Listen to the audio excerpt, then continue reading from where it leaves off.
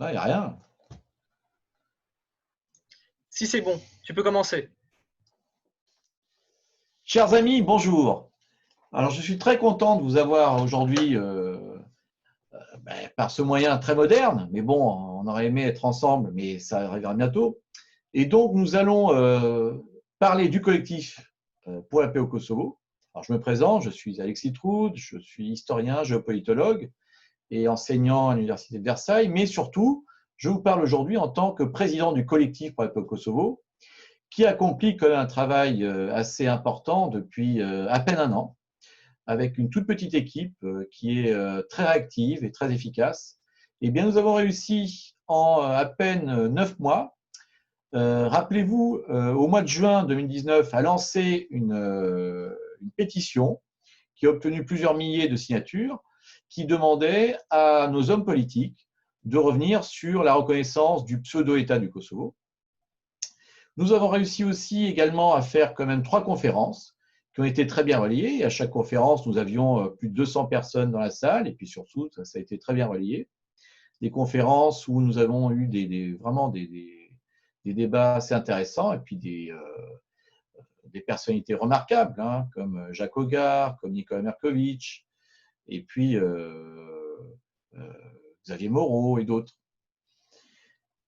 Nous avons également, excusez-moi, pu faire des vidéos de très bonne qualité avec, et sur avec notre comité de personnalités qui ont pour nom Gilles-William Goldnadel, le célèbre avocat, mais aussi mon ami le colonel Jacques Hogar, mais également des gens comme Monsieur Delval ou Pierre Péan. Donc des gens de très haute teneur et qui ont su vraiment redorer le blason de la pensée intellectuelle française sur la question du Kosovo.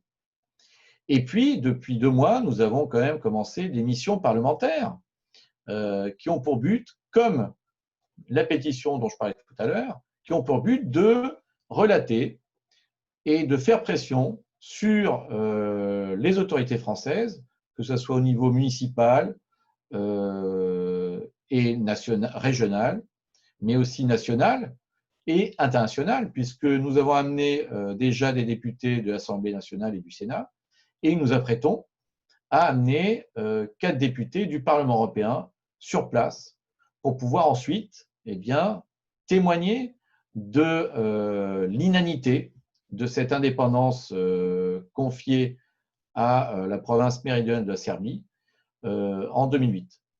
Et donc tout notre travail, qui a commencé à peine il y a quelques mois, a eu pour but et a déjà réussi à si vous voulez, développer un débat au sein des autorités politiques françaises concernant la question du Kosovo.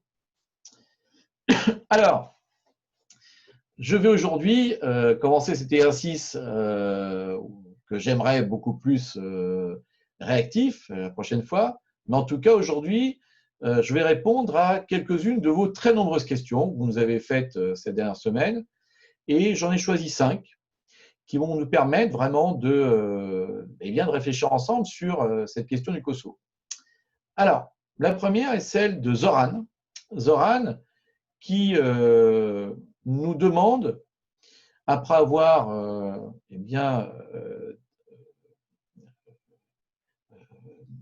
dit que le nationalisme serbe, selon les dirigeants communistes de l'époque yougoslave, était la plus grande menace, qui nous demande, si vous voulez, toute une série de questions sur l'émergence de l'irrédentisme kosovar et qui nous demande finalement pourquoi y a-t-il eu un découpage administratif lors de la fin de la Seconde Guerre mondiale qui nous a conduit à la guerre en Yougoslavie 70 ans plus tard, et sous-jacent, puisque cette question est une question en escalier, sous-jacent, eh bien, le changement de constitution de 1974 a-t-il vraiment conduit à une montée en puissance du nationalisme? Alors, cette question est très intéressante. Elle nous permet, en tant qu'historien, de placer la question du Kosovo dans son contexte. En fait, dès 1945, il faut savoir que la Yougoslavie titiste, qui est la deuxième Yougoslavie dans l'histoire, s'est érigée sur des frontières qui n'ont pas été reconnues internationalement.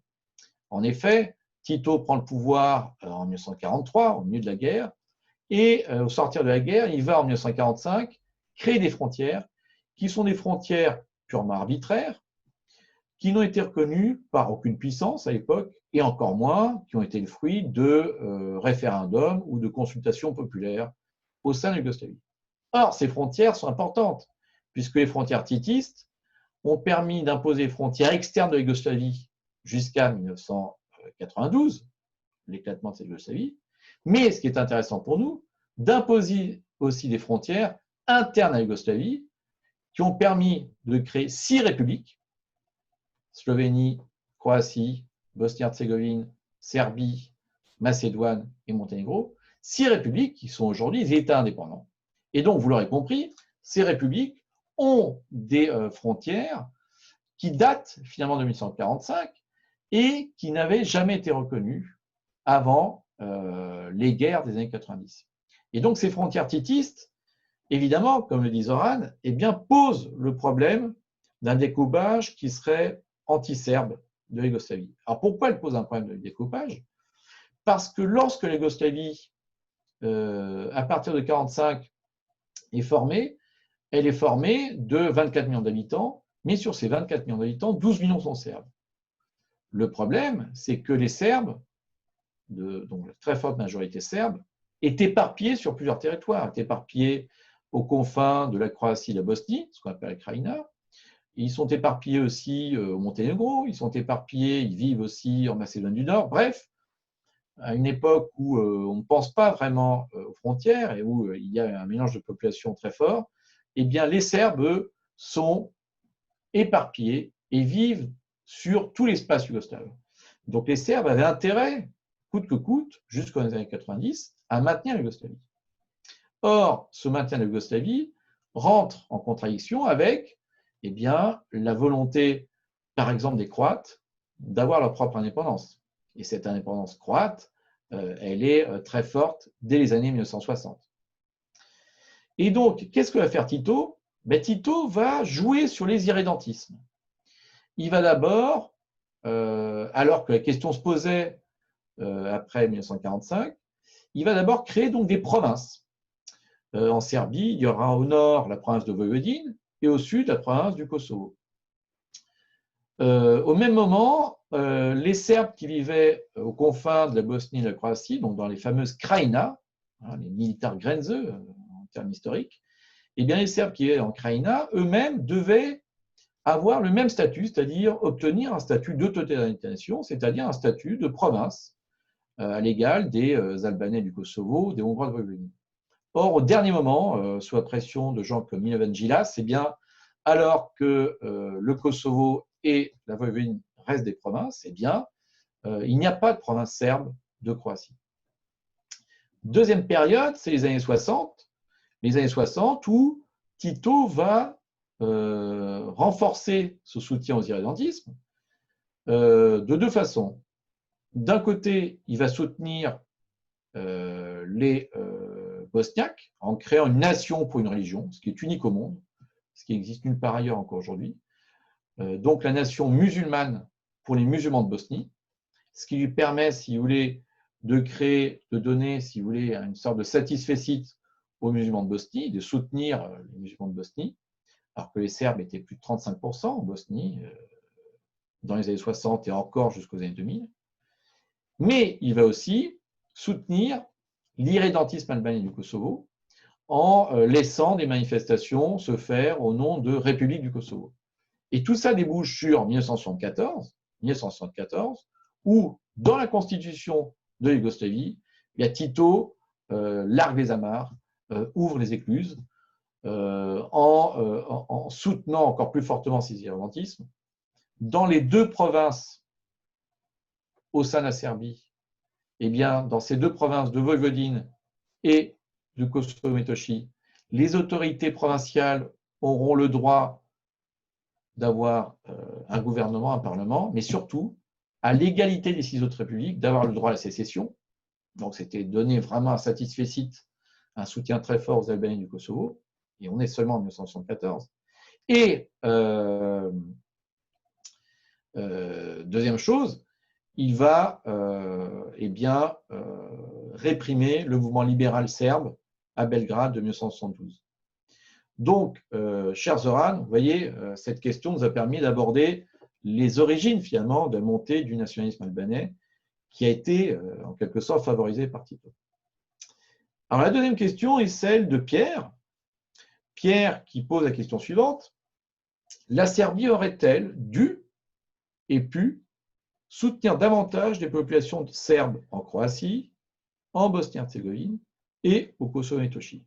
Alors, cher Pierre, cette question est là aussi relativement intéressante puisqu'elle pose la question et de l'identité serbe, et qu'est-ce que c'est l'identité serbe, mais aussi de la politique actuelle de Belgrade par rapport aux Serbes de Bosnie, de Croatie, du Kosovo et de Macédoine.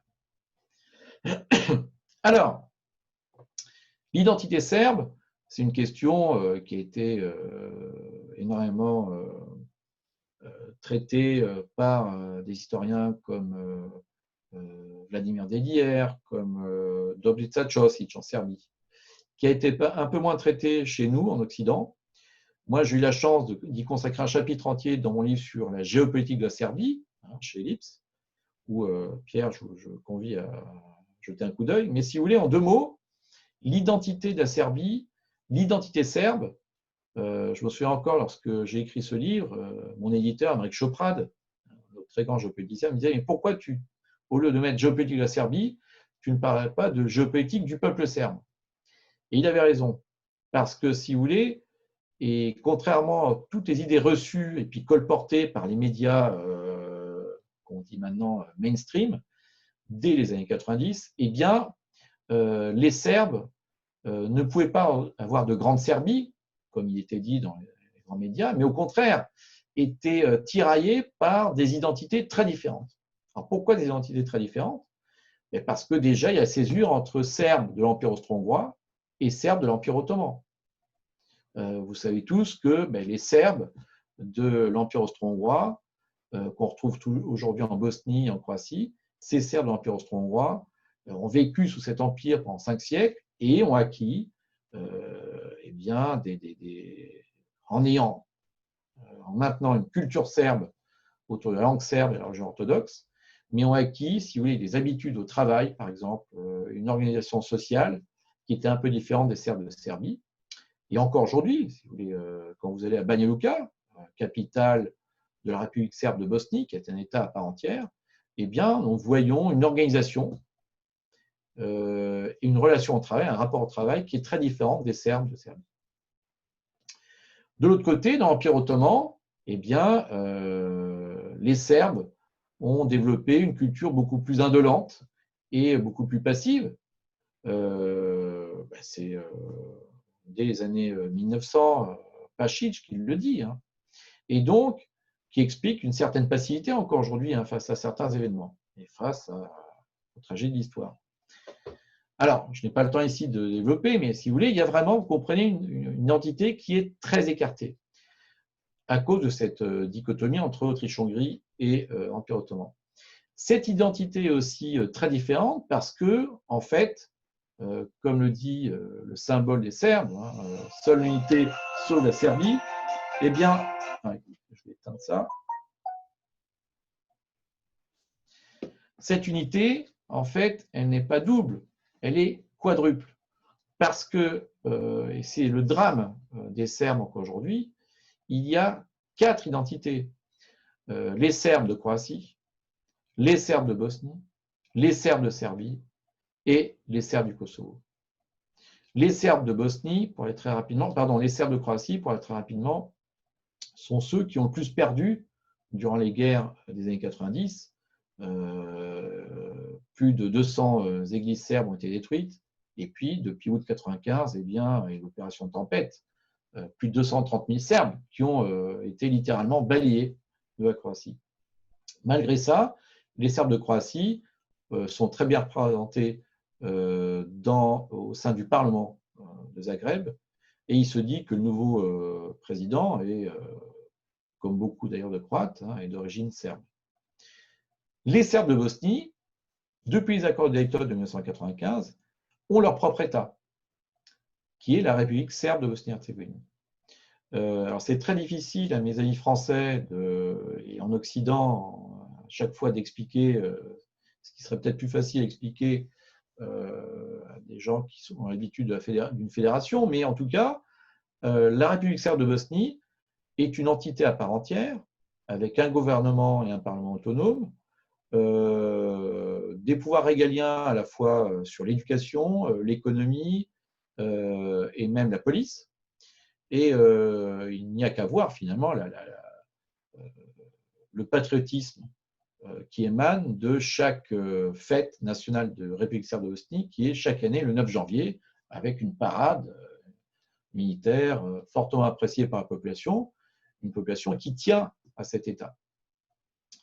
Les Serbes de Serbie, on aura l'occasion d'en parler tout à l'heure, mais les Serbes de Serbie qui ont leur État, un État qui renaît en 2008, il ne faut pas l'oublier, donc qui est très récent, qui renaît en 2008 après plus de 80 ans de disparition, puisqu'il avait disparu depuis 1918, et donc un État relativement jeune, il ne faut pas l'oublier. Et cet État jeune, qui est en pleine reconstruction, et qui a réussi en l'espace d'une quinzaine d'années à se replacer sur l'échiquier politique, au moins régional, sinon continental, puisque la Serbie est devenue le pôle de stabilité des Balkans. Elle se retrouve dans une situation qui est assez positive, puisque le président Vučić a des relations très bonnes avec son homologue hongrois, Viktor Orbán, avec l'homologue turc, M. Erdogan. Donc, un positionnement dans les Balkans qui est assez appréciable et assez apprécié de la diplomatie française actuellement, mais aussi au niveau continental, la Serbie qui commence à pouvoir avoir un jeu d'équilibre entre l'Occident, hein, son adhésion à l'Union européenne, et puis l'Orient. Hein, elle a des liens très forts maintenant et de plus en plus forts avec la Russie, la Chine ou les puissances émergentes du monde.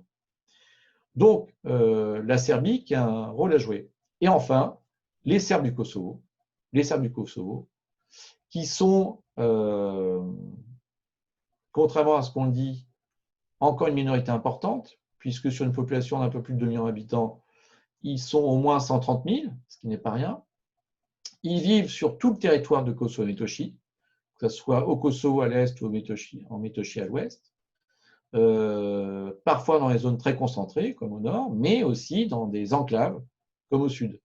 Et donc des Serbes du Kosovo qui ont leur propre identité, qui se définit encore aujourd'hui à travers des liens, soit avec le centre, qui est Belgrade, la matrice, soit avec Pristina, où ils sont représentés en tant que députés. Donc vous voyez, et c'est tout le problème des Serbes, plusieurs identités. Et donc, vous me posiez la question, cher Pierre, la Serbie aurait-elle pu et dû soutenir ces Serbes, population serbe? Alors pour aller un peu plus rapidement, là aussi, et c'est pour ça qu'il y a vraiment 4 identités, Belgrade, ces derniers temps, a eu un traitement très différent avec les 4 types de population serbe. Les Serbes de Croatie ont été littéralement abandonnés. Les Serbes de Krajina ont été littéralement abandonnés au milieu des années 90. Milošević, le président serbe de Serbie, contrairement à tout ce qu'on a pu entendre à l'époque dans les médias occidentaux, eh bien, a abandonné les Serbes de Krajina, qui, on l'a vu tout à l'heure, devaient avoir leur propre autonomie dans les années 1940, qui avaient eu leur propre gouvernement au début des années 90 et qui ont été littéralement abandonnés. Après une période très longue, donc depuis 1995 jusqu'à il y a à peine 2 ans, ils étaient complètement oubliés de Belgrade. Belgrade tente maintenant de revenir vers eux et de soutenir leur existence en essayant de demander dans les négociations à l'adhésion européenne, eh bien, une meilleure reconnaissance de la part de Zagreb, la capitale de la Croatie, de cette minorité. Et j'en veux là pour mes témoignages le travail gigantesque fait par un très bon ami, M. Stolbac, Slavko Stolbac, qui au sein de l'association Veritas, eh bien, a œuvré pour ça depuis plus de 30 ans. Les Serbes de Bosnie-Herzégovine, eux, ont un État. Suite aux guerres des années 90, aux accords de Dayton en 1995, les Serbes de Bosnie ont pu avoir leur État, qui est un État à part égale avec l'État, la Fédération croato-musulmane, qui est reconnu aux accords de Dayton et qui est reconnu internationalement. Et donc, il ne faut pas l'oublier, sur un peu moins de la moitié du territoire de Bosnie, donc 49% du territoire, un peu moins de 2 millions d'habitants serbes ont leur propre État, avec les autorités régaliennes, et leur propre diplomatie. Lorsque Milorad Dodik était le président de la République serbe de Bosnie, jusqu'à il y a à peine 2 ans, et bien Milorad Dodik a mené une politique active de rapprochement avec la Russie, par exemple. Et donc, la Serbie a compris l'intérêt de soutenir cet État, et la Serbie est très proche de la République serbe de Bosnie. Le président Vučić soutient beaucoup toutes les initiatives de Milorad Dodik, et ces 2 ou 3 dernières années, la géopolitique serbe vis-à-vis de la Bosnie a été très forte. D'un côté, on va reconnaître ses erreurs et donc se rapprocher peut-être de la partie musulmane, mais surtout, on va soutenir la République serbe de Bosnie au sein des instances internationales et en développant les routes, les autoroutes, les voies de chemin de fer. Il y a actuellement un effort très important pour que le lien entre Belgrade et Banja Luka soit fait par voie de chemin de fer et par autoroute. Enfin, la question du Kosovo. Alors, on pourra en parler pendant des heures, mais mon cher Pierre, la question du Kosovo, dans ses liens avec Belgrade, eh bien, c'est une question épineuse et on aura l'occasion d'en reparler lors de la 4e réponse. Alors, 3e question, c'est notre ami Dragan qui nous dit que depuis, alors sans le dater, mais depuis un certain temps, à travers la frontière sud-ouest du Kosovo-Metochi, eh bien des milliers de soldats Lucheka ont traversé la frontière. Je pense qu'il évoque les années 90. Et sa question est la suivante. Comment les puissances occidentales légitiment-elles leur soutien à une organisation terroriste? Donc je pense, Dragan, vous évoquez là, le soutien de l'Occident à Lucheka. Lucheka, cette unité maoïste créée au milieu des années 90 et qui est devenue le fer de lance de l'indépendance proclamée par les plus radicaux des groupes albanais à partir de 1998. Alors moi, j'irai un peu plus loin que vous. Non seulement les puissances occidentales ont légitimé le soutien à Lucheka, et on le verra à toutes ses petites sœurs, hein, l'UCPMB dans le triangle Preševo-Medvedja-Bujanovac, l'armée de Macédoine du Nord, etc. Donc Lucheka non seulement a existé, mais a essaimé dans toute la région. On va y revenir. Mais donc, Dragan, ces puissances occidentales non seulement ont légitimé leur soutien, mais elles ont soutenu et créé Lucheka. Lucheka est une création d'Occident. Rappelons-nous, Lucheka est déclarée en 1996 comme une organisation terroriste par la CIA, au même titre que l'armée irlandaise, que les forces armées colombiennes en Colombie. Bon. Mais, changement de fusil d'épaule, 1998, un peu avant les accords de Rambouillet, les États-Unis, la CIA, déclarent Lucheka, retire Lucheka de cette liste pour la mettre comme, la considérer comme une organisation comme une autre. Qu'est-ce qui s'était passé entre-temps? Eh bien, on le sait maintenant. Une certaine Madeleine Albright, secrétaire d'État aux États-Unis, avait pris fait et cause pour 2 membres de Lucheka, et elle arrive bras dessus, bras dessous aux accords de Rambouillet avec un certain Hashim Thaçi, qui va être à la fois un des membres, un des terroristes les plus importants de Lucheka et un des membres de la délégation albanaise aux accords de Rambouillet en 1999. Donc les Américains avaient déjà choisi une partie de Lucheka, c'était ceux de la vallée, donc les membres derrière Hashim Thaçi, si vous voulez, de l'émigration mafieuse albanaise qui prêtait main forte à cette organisation terroriste. Au même moment, et maintenant on le sait, et je ne suis pas le seul à le dire, Pierre Péan, notre ami du comité scientifique que nous avons créé, l'a écrit, d'autres aussi l'ont évoqué dans leurs livres, comme Cara del Ponte, eh bien, au même moment, deux autres puissances soutiennent aussi Mujica, c'est la France et l'Allemagne. La France, par l'entremise d'Arnaud Danjean, va, dès les accords de Rambouillet, soutenir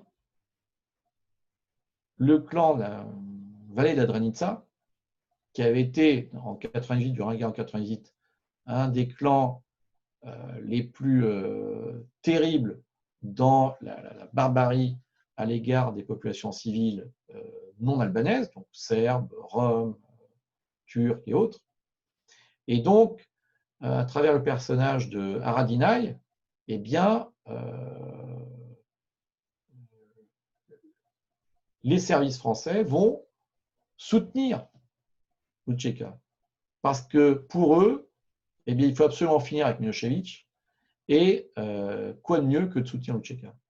Or, ils sont déjà concurrencés sur le terrain, si je puis dire, par l'Allemagne, par la DNB allemande, les services secrets allemands, eux qui vont soutenir une troisième filière de Mujica. Et donc, vous voyez, États-Unis, Allemagne et France vont utiliser le terrorisme kosovar, en tout cas le terrorisme de Mujica, pour affronter leur principal ennemi, qui est Milošević. Mais c'est une vision à courte vue, puisque dès le début des années 2000, alors que le Kosovo est sous occupation de l'OTAN, dès le début des années 2000, Mujica ne s'arrête pas. Mujica va continuer à massacrer des populations serbes. Il y a énormément d'exemples, notamment, parmi d'autres, les fameux frères Pantelić, les frères Pantelić, qui sont tués au bord d'une rivière, ou les paysans de Gradsko, par exemple. Tout ça devant les yeux et à la barbe de l'OTAN et du Gauleiter du Kosovo, qui est un certain Bernard Kouchner. Et donc, Mujica va continuer son action et va dépasser, si vous voulez, ces puissances occidentales. Et on sent, les historiens le diront, mais on sent que les puissances occidentales ont été dépassées par le monstre qu'elles ont créé. Parce que qu'est-ce que fait Mujica? Non seulement elle va continuer ses massacres au début des années 2000 au Kosovo, mais elle va créer des antennes et des camps d'entraînement. C'est l'UCPMB en Serbie du Sud, en triangle Preševo, Medvedjavu, Janovac, qui jusqu'au début des années 2010 va perpétrer les attentats. C'est l'aide à l'ANA, ANA, l'armée de libération de Macédoine en nord de Macédoine, qui encore en 2015, dans une scène digne d'un pire film américain, va semer la terreur pendant 3 jours dans la ville de Kumanovo, au nord de la Macédoine. Et ce sont des camps d'entraînement, là aussi, alors, au Sandjak, en Serbie du Sud, au Kosovo, des camps d'entraînement, évidemment, qui vont, à partir de la fin des années 2000, être utilisés par les réseaux islamistes. Et donc, Mujica, un peu sur le modèle colombien, par exemple, alliance entre la mafia, la drogue et certaines guérillas terroristes, Mujica qui va donner son expérience et prêter ses bases fortes aux islamistes, d'abord l'Al-Qaïda et après l'État islamique. Ce qui fait qu'on a là vraiment une bombe à retardement créée par la puissance occidentale, et on voit bien, elles ne savent pas comment la gérer, et la conséquence, c'est qu'il y a aujourd'hui la plus grande densité de djihadistes en Europe se trouve là, et au Kosovo, et en Bosnie. Alors, la troisième question, c'était celle de Dragan. Donc, pardon, la quatrième question est celle d'Alexandre. D'Alexandre, qui nous dit, alors, je vous la lis littéralement. Pourquoi la Serbie et Vučić dialoguent-ils avec le pseudo-État du Kosovo, sachant que si la Serbie refuse sa reconnaissance, elle pourrait, donc la Serbie, refuser tout dialogue avec les dirigeants du Kosovo jugés illégitimes et non légaux. Alors là, Alexandre, on va vraiment beaucoup plus se rapprocher de l'actualité et parler de ce qui nous intéresse le plus, le Kosovo Netoshi. Alors, sous-jacent dans votre question, il y a 3 questions. La première sur la reconnaissance, la question de la reconnaissance de ce pseudo-État. Ensuite, la question du dialogue entre les Albanais et les Serbes. Et enfin, eh bien, la question des dirigeants que vous jugez illégitimes et illégaux. Alors d'abord, la question de la reconnaissance. Depuis que nous avons entamé ce travail, mes amis et moi, Sanella, Alexandre, Paul et d'autres, eh bien, donc depuis à peine, je vous l'ai dit tout à l'heure, 9 mois au sein du collectif pour la paix au Kosovo, il faut savoir que plus d'une dizaine de pays qui ont leur siège à l'ONU ont retourné la question de la reconnaissance et donc sont revenus sur une reconnaissance qu'ils avaient trop hâtivement accordée à cette province du sud de la Serbie. Donc c'est vous dire, chers auditeurs, que cette question du Kosovo intéresse évidemment les Serbes et les Albanais, mais c'est une question de type international qui concerne tout le monde, puisque c'est la question au fond de si on reconnaît un territoire en temps de paix, eh bien, est-ce que ça ne serait pas un cas exemplaire pour n'importe quelle province, voire ville, voire quartier qui se détacherait en temps de paix, sous des motifs plus ou moins louables, de sa nation. Et donc cette reconnaissance de cet État, quand on regarde la carte des pays qui l'ont reconnu, c'est assez intéressant. En fait, très peu de pays ont reconnu le Kosovo. Dans l'Union européenne, là où le plus d'États l'ont reconnu, il y a déjà 6 États qui n'ont pas reconnu, qui sont des États de l'Est de l'Europe, comme la Slovaquie, comme la Serbie ou d'autres. Donc c'est ce que j'appelle l'axe, ou la Grèce, l'axe orthodoxe. Mais il y a de grands États aussi, comme l'Espagne, qui a fort affaire avec la Catalogne, la Galice et d'autres, et qui jamais ne reconnaîtra le Kosovo Netoshi. Mais quand on regarde plus largement, eh bien, à l'échelle du monde, finalement, la majorité de l'humanité et la plus grande partie, le plus grand nombre des États dans le monde n'ont pas reconnu le Kosovo Netoshi comme un État à part entière. On en est aujourd'hui, et ce qui est historique finalement, sur 193 États inscrits à l'ONU, un peu plus de 90 seulement ont reconnu le Kosovo Netoshi. Les plus grands pays musulmans n'ont pas reconnu. Les plus grands pays émergents, comme la Russie, la Chine, le Brésil, n'ont pas reconnu. Des continents entiers, comme l'Amérique latine, comme l'Asie, ont la grande majorité de leurs pays qui n'ont pas reconnu le Kosovo. Et donc, c'est vraiment un tropisme purement occidental, cette reconnaissance hâtive dès 2008, en février 2008, de cette reconnaissance du Kosovo. Donc, il est intéressant pour nous, Français, de se décentrer un peu et de voir qu'à l'échelle du monde, le Kosovo n'est pas reconnu.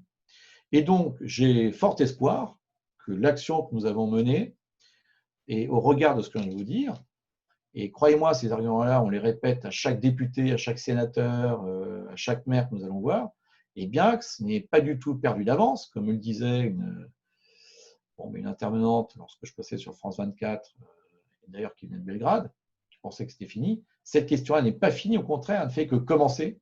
Elle ne fait que commencer. Et je dis toujours à mes amis serbes, vous êtes tenus pendant 500 ans face aux Ottomans.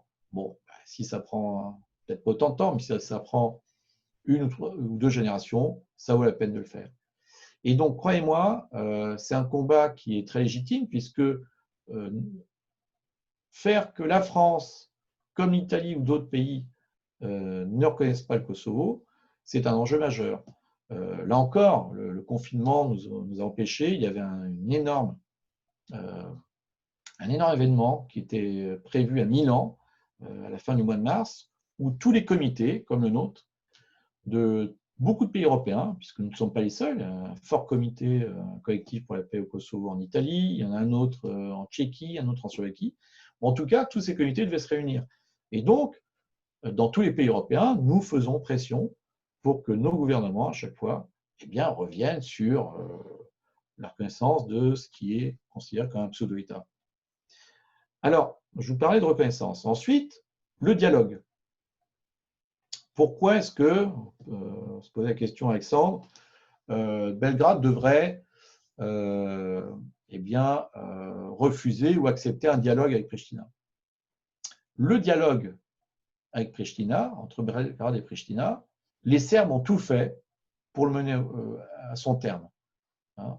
Ce qu'on appelle les accords de Bruxelles, ou le compromis de Bruxelles, c'est sous l'égide de l'Union européenne l'acceptation par Belgrade d'ouvrir des négociations à partir de 2013 avec Pristina, donc de parler à égalité avec Pristina, donc de facto de quasi reconnaître l'État du Kosovo, mais en échange eh bien, d'imposer tout un tas de conditions sur les échanges commerciaux, sur les transports, sur l'harmonisation fiscale, etc. Or, alors que Belgrade était prête à perdre même une partie de sa souveraineté pour être en bon terme avec son voisin, les dirigeants albanais du Kosovo, et on le comprend maintenant, vu ce qu'on a vu tout à l'heure, vu leur origine terroriste, eh bien ces dirigeants ont toujours été dans une posture de refus. Le dernier événement en date, c'est là à l'automne 2019, l'imposition par Albin Kurti du parti VTN2C, donc parti indépendantiste, l'imposition par Albin Kurti de ce qui est unique là aussi au monde, hein, d'un droit de douane de 100% sur tout produit serbe qui voudrait être vendu au Kosovo, mais finalement qui s'est retourné contre eux, puisque on sait bien maintenant, et les dirigeants kosovars s'en mordent les doigts, qu'une grande partie du commerce sortant de la province sud de la Serbie, donc du Kosovo et Metochi, passe par un service central, que les 3/4 de leur électricité vient de service central, et donc ils ne pourront pas faire sans Belgrade. Alors, votre question, Alexandre, sous-jacente, était poser la question en fait comment faire pour finalement en terminer avec ce dialogue. Moi, je vous dirais tout simplement que là aussi, ce n'est pas Belgrade qui tient les mains, mais c'est la géopolitique mondiale. Trump a l'intention vraiment de ne plus soutenir finalement cet État fantoche. Et Trump, par ses émissaires, fait depuis quelques semaines pression fortement sur le fameux Albin Kurti au Kosovo pour non seulement, bien évidemment, revenir à des relations commerciales normales, donc enlever les fameux 100% de droits de douane, mais surtout qu'il reprenne activement un dialogue normal entre deux parties. Alors vous me direz, pour certains, ce n'est pas suffisant, pour les patriotes français ou patriotes serbes, ce n'est pas suffisant, il faudrait aller jusqu'à l'imposition par Belgrade eh bien, de la disparition des frontières du Kosovo. Puisque si on ne reconnaît pas le Kosovo comme un État à part entière, si on le considère comme faisant partie de la Serbie, il faudra les frontières. Ça, on n'y est pas encore, hein, puisqu'il y a une zone militaire avec le Kosovo, mais on y arrivera peut-être bientôt. Enfin, les dirigeants, ben, on a répondu tout à l'heure, les dirigeants sont des dirigeants, je vous l'ai démontré tout à l'heure, qui sont, jusqu'à Albin Kurti, toujours très liés à la mafia et au terrorisme international. Et c'est la raison pour laquelle, si vous voulez, tant que ces dirigeants seront en place, eh bien, Belgrade devra faire très attention à donner le moins possible de gages vis-à-vis des Albanais du Kosovo. Alors, la dernière question, c'est celle de Patrick, qui est là aussi très actuelle. Pensez-vous que les échanges de territoires est un bluff de la part de Vučić, donc le président de la Serbie, le président serbe souhaite-t-il vraiment ça ou le fait-il pour plaire aux USA, par exemple?